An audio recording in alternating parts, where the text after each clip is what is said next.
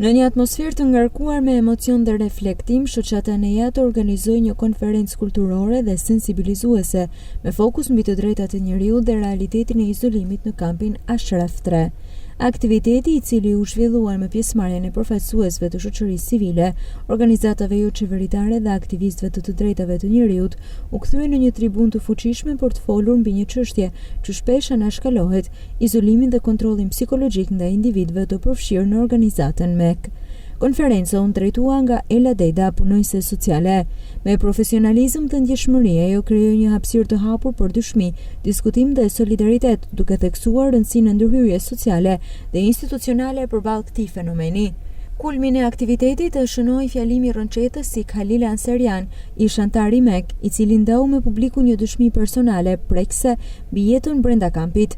Ai foli pa filtra për manipulimin mendor, kontrollin e përhershëm dhe mungesën e kontaktit me botën e jashtme. Rrëfimi i tij shkaktoi emocione të forta mes të pranishmëve dhe theksoi urgjencën për ndërgjegjësim dhe veprim konkret. Mes të pranishmëve u veçuan edhe aktivistja Etleva Sulullari dhe psikologja Marilda Dika, të cilat shtuan dimensionin profesional dhe emocional të ngjarjes. Sulullari kërkoi reagim të shpejtë të institucioneve vendase dhe ndërkombëtare, ndërsa Dika solli në vëmendje ndikimin afatgjat psikologjik që izolimi i zgjatur shkakton te individët dhe familjarët e tyre. Një moment veçanërisht prekës ishte e përfshirja e familjarëve të izoluarve në kampin Ashraf 3, të cilët përmes lidhjeve direkte dhe mesazheve të regjistruara shpërfaqën dhimbjen dhe shpresën e tyre. Ata bën një thirrje të qartë, të kenë të drejtën të komunikojnë me të afërmit të tyre pas dekadash ndarjeje të detyruar. Aktivistja Shpresa Bleqeri, e njohur për angazhimin e saj në çështje sociale dhe të drejtave të njeriut, doli fuqishëm në mbështetje të personave të izoluar dhe familjeve të tyre.